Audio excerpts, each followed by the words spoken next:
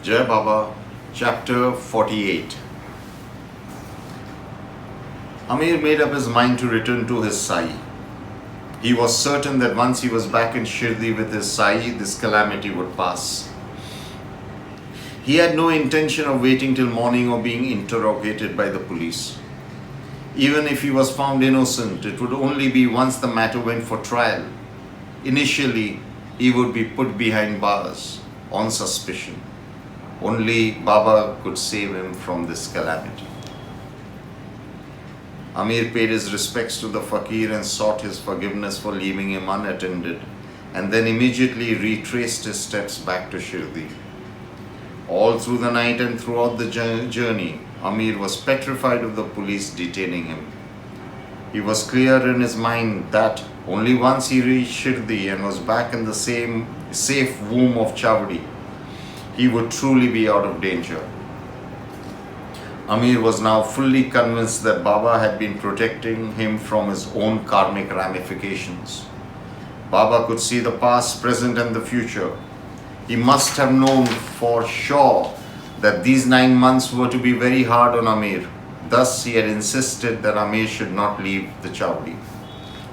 Amir had often heard Baba tell him that nobody could escape the ramifications of karma unless the Guru's grace decided otherwise. Baba, please forgive me and keep me safe now. Let me reach Chavdi safe and sound.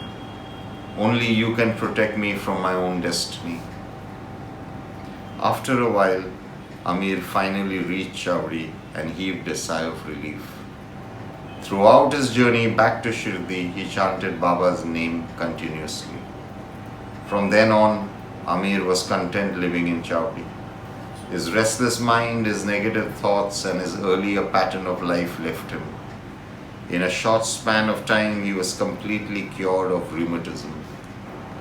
Amir continued to stay in Chavdi as Baba had still not given him permission to leave, but now he lived happily from within.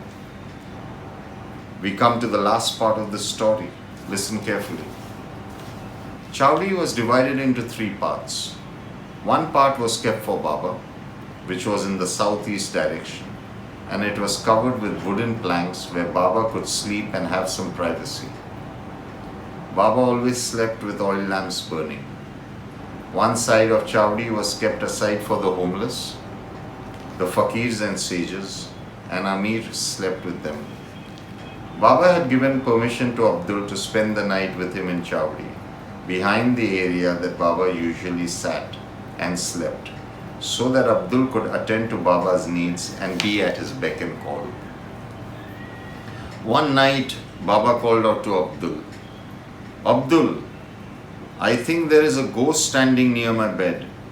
Abdul, where are you? Come immediately."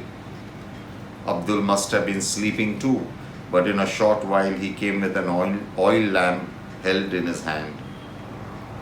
"The ghost was here but now has left," said Baba. Abdul took a round of Chavdi and returned to Sai. "I have looked all around. There seems to be no ghost around now, Baba." "Be alert. Be on guard, Abdul. There is a presence that lurks." Baba then took his Sabka and began to bang it on the ground. The noise woke everybody up. Amir woke up too, and on hearing Baba's tone of voice and the banging of his stick on the ground, he understood that there was something lurking around. He had spent enough time with Baba to have understood him a little. Suddenly Amir heard something as well. He called out to Abdul and asked him to bring the lamp to his side. As soon as Abdul came towards him, in the glare of the oil lamp, on the floor, they saw a huge snake curled up. Everybody gathered whatever they could find and they attacked the snake. You might ask, was Baba in favor of killing snakes and scorpions? Well, he has often said that every living being is equal in the eyes of Allah and thus should be treated equally. Hence, till it is possible, one should resort to non-violence. Allah dwells in all beings and the entire cosmos is governed by Him. Till you can avoid it, it is best to abstain from violence. Yes, the laws of karma sometimes create circumstances of violence, but one should try and abstain from it to the best of one's abilities. Always remember, whether scorpions or snakes, God dwells in all. Every living being is eventually controlled by God's command and one's own karma. One needs to come forth from love and compassion for all living beings. This is the story of Amir. Now let us talk about what happened to Shama. Once a snake bit Shama on his little finger and the poison had begun to spread throughout his body. Shama ran to Baba, but the moment Baba saw Shama, he began to yell at him, "You wicked being, do not climb up. Come down, get away." Hearing these words, Shama was heartbroken. His God was turning him away when he needed him the most. After a while, Baba calmed down and smiled at Shama. "Shamya, I wasn't talking to you.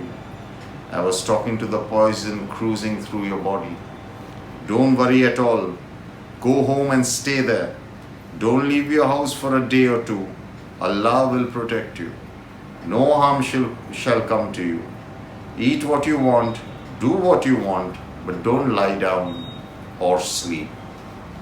In a short while, Shama was cured, all thanks to a Sai. Peace be to all. Baba bless us with complete faith and surrender to his wisdom and love. Jai Sai.